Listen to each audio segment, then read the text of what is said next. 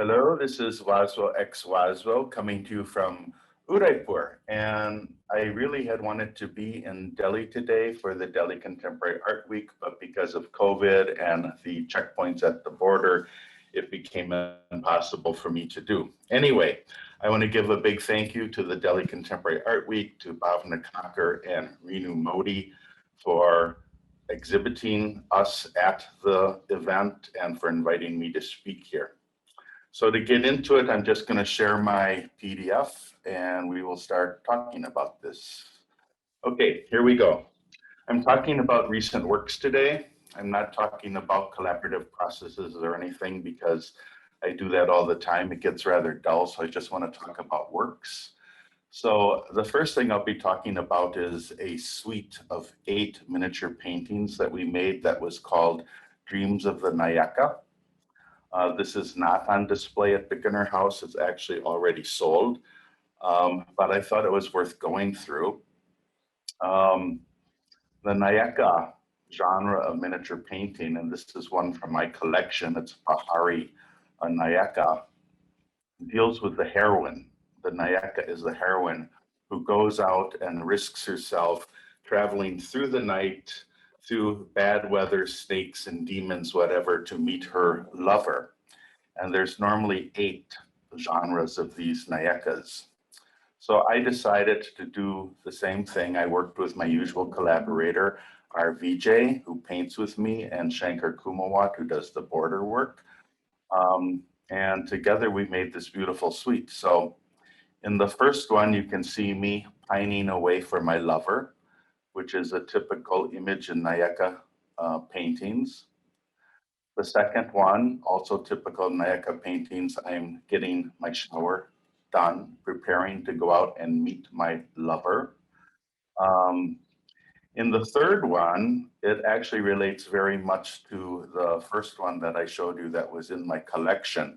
I'm walking through the night carrying flowers for my lover, but there is a demon lurking in the tree, a snake, and some strange man smoking a cigarette behind the tree. So we're obviously very much homoeroticizing this. Um, in the fourth one, I believe it is, I'm making a bed of flowers for my lover, which is also typical of Nayaka suites. In the fifth one, my lover has failed to appear. I'm feeling despondent, sad, and Rakesh has actually painted this in such a way, it was one of his touches, which I really love. He has me actually standing on top of 2 of the lotus buds that were supposed meant for my lover, and I'm squashing them. So I'm obviously quite disheartened. I really love that touch that Rakesh added to the idea.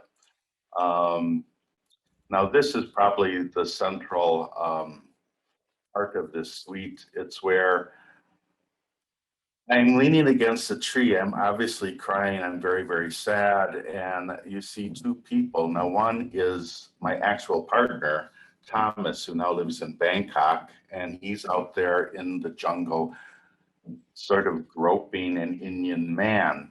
And it begs the question, was I walking to meet Tommy in the woods, Kaka, or was I walking to find this Indian man? Is what I'm experiencing, is it jealousy or is it envy? So this is some of the ways that we twisted this Nayaka suite. Then you see me at the side of the river, once again, very despondent, throwing a lotus blossom into the river, maybe with a hint that it'll be reborn at some point. And finally, you see me taking my longtime partner, Thomas, by the hand and leading them back to the lights of the city in the distance, with the implication that we're together again. So that is our Nayaka suite. It's beautiful. It's sort of typical of what you think of when you think of Waswo X Waswo and RBJ. Now the next suite, which is on display in the Gallery Espace section of Beginner House, is called The Intruder. And this is very different than our norm. What I did is I took the suite of lithographs by a man named George Franklin Atkinson, who had written a book. He was a British man. He had written a book in 1860. He also did the illustrations. It was called Curry and Rice, and it was a satire. It was at a point when the British in India had been in India long enough that I feel that they sort of realized their own ridiculousness and how ridiculous they were coming to this foreign country trying to colonize it, and just how ridiculous the whole thing had become. So I took these lithographs, and with Rakesh, we made satire of the satire. So in this cover page, you see me talking to the woman on the horse, but if you notice my left hand, I believe I'm poking the butt of the Indian man who's tending to the horse. And this sets the mood throughout this whole series. Some of them are very simplistic. Here you can see George Franklin Atkinson's own satire with this very fat British man having his topi and his coat put on by his two servants. But I've put my hat and the red tie upon the chair, the water bottle and the shoes, implying that I am also a part of this scene. I find Atkinson's series very interesting because in ways I relate to it, in ways I think he was maybe doing somewhat what I am doing now, but obviously in a different way. In this one, you see a British man sitting on a lounge chair of some sort. You have two Indians in the lithograph, one opening up a bottle of wine, very much in a servant mode, but another sitting at his side, sort of conversing him, looking over a book that he's reading. And I could imagine this as a scene from my own house. I could see the person opening the bottle of the wine, maybe like Jay Prakash, who's been my longtime houseboy, I want to say, but he's been more than that. I call him an assistant in so many ways. And the one sitting next to this man in this lithograph could possibly be somebody like Ganpat, sort of a confidant and advisor, somebody who I share things with and who helps guide me through the cultural landscape. Rakesh and I have inserted myself laying at the bottom of this image, drinking from the water bottle, implying that even though there's some similarities between my life and this life that Atkinson was expressing, I'm much more casual, I'm much more comfortable, and so the whole thing becomes rather comic. Um, this one too, you have all the people reading their newspapers, going over their accountants, and I'm standing there looking at a mobile phone. So I'm sort of traveling back in time, excuse me, in these lithographs, and in traveling back in time, I'm bringing some elements of the future with me. In fact, in one of these, we have a KFC bucket of Kentucky Fried Chicken. Um, so they become humorous on multiple levels, but we also subvert them. Sometimes I feel I kind of harmonize with these works by Atkinson, and sometimes we subvert them. And this is definitely a subversion. So here I am with a French poodle, and I've joined this very macho, muscular fox hunt that's going on that the British are holding with the help of their Indian assistants or employees. And the insertion of me and my poodle just sort of makes the whole thing ridiculous, or makes me ridiculous possibly, but it's a subversion of the image. And then in this one, which is rather a continuation, we have British men out hunting the wild boar, and my French poodle has gotten away from me and is running, scared, and I'm running after the poodle, perhaps worried about whether or not he's going to be mistaken for the wild boar.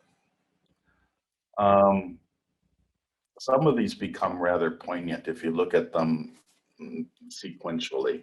So here you have all the British people surrounding a table, wining, dining, they're all in their fine clothes. And you'll notice every Indian person in this photograph is standing. They're all attendees to the British banquet. But I inserted myself once again laying down near, not only near the liquor bottles, but also near the Indian servants, because that's the way I feel in my present life, that's kind of where I am. I am more comfortable being with the working class people than I am being with the, well, let's say fellow expats, if you want to use that word, or immigrants to India. I feel I've very much slided more and more over to the Indian side of things. Um, this could be after that banquet, this could be the ball, once again inserting some homoeroticism with me sort of grasping at a poor Indian man just standing at the side as if I want him to dance with me, but he's being very stiff and not moving. Rakesh and I tried to play with this as much as we could to like, how are we going to insert the little figure of the fedora man in ways that are comical, but also seem natural with the scenes.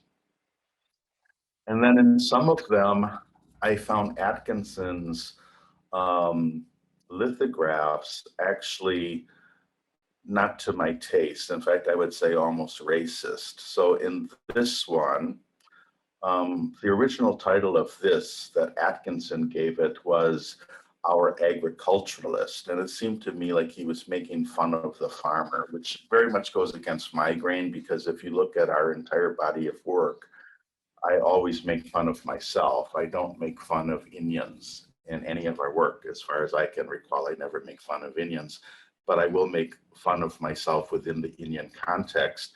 And I think Atkinson was doing a lot of that in Curry and Rice. I think he was making fun of the British, but sometimes he crosses this line and he makes fun of the Indians themselves. So here we have this image of the farmer who's obviously rather emaciated, poor, not doing well. And we didn't know what to do with this. And I decided, let's just put balloons in the sky and let the balloons float over like they're drifting over from the party that the British are having. And this poor man is left out on his own, tilling the fields and working.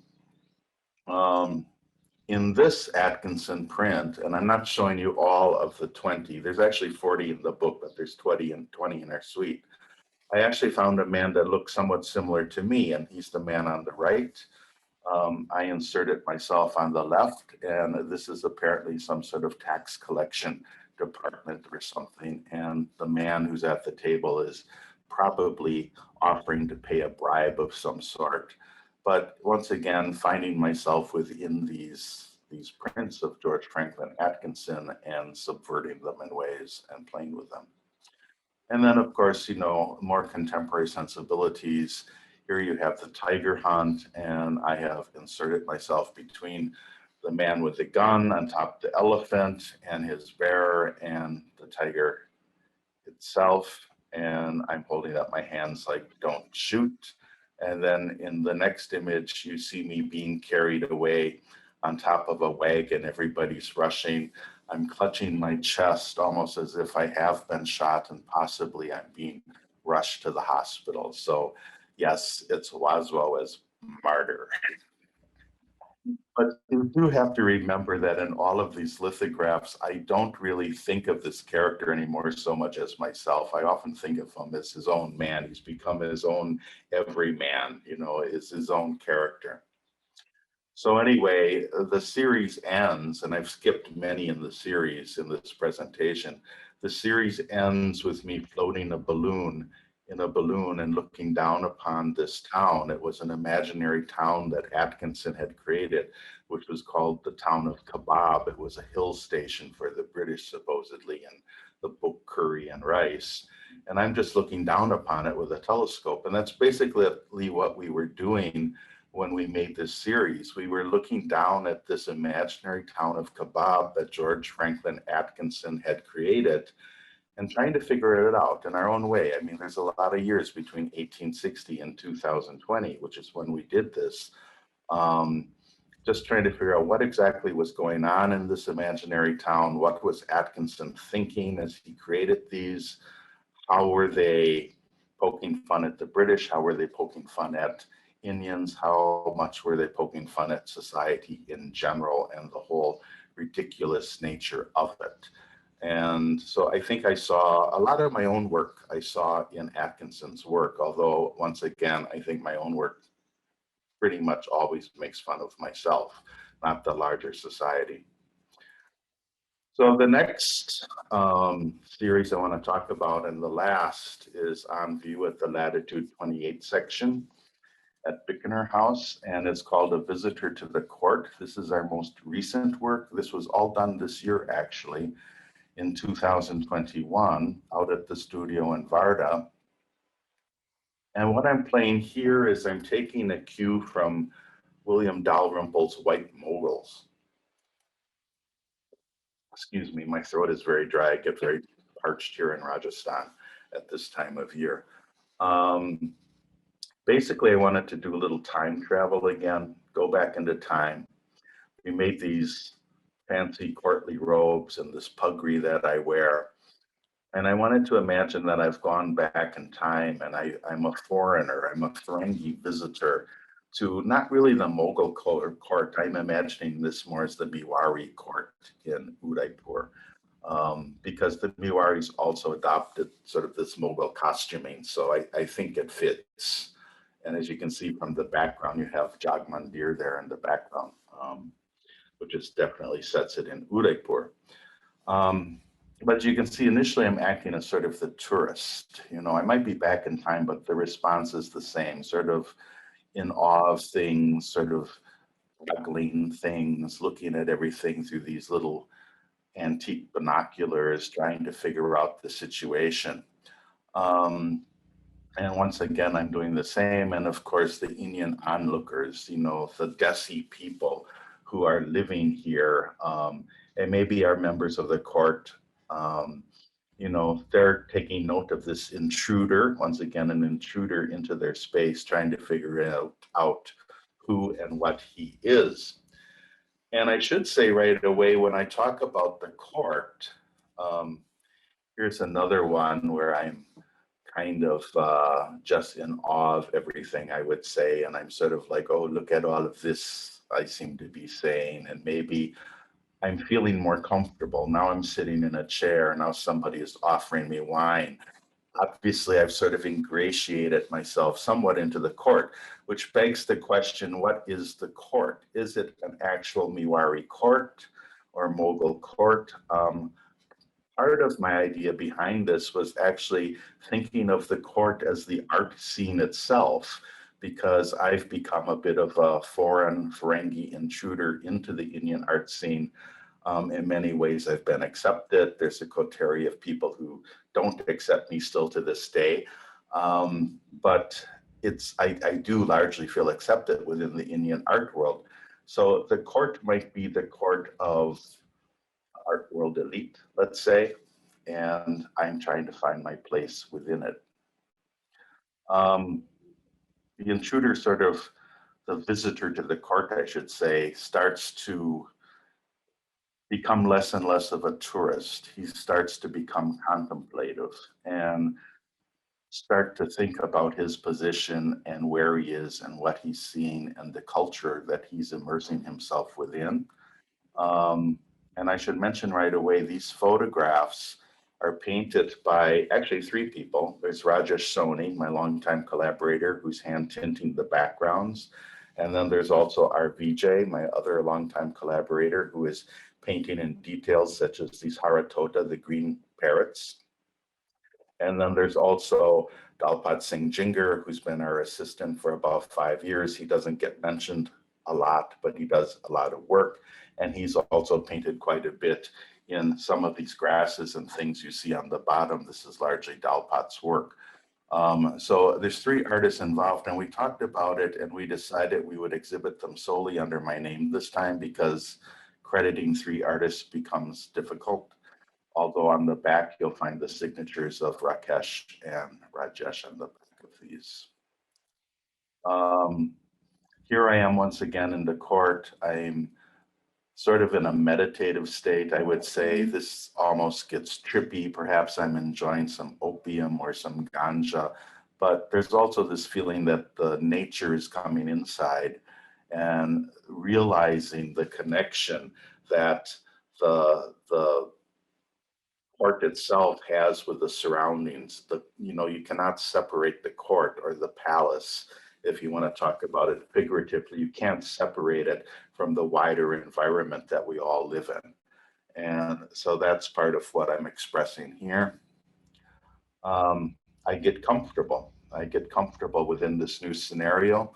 I start noticing things, observing things on my own, to the point that I point things out on my own and I say, look at that. I become an observer who feels confident enough to make my own calls, my own judgments sometimes, and say, have you ever noticed that before?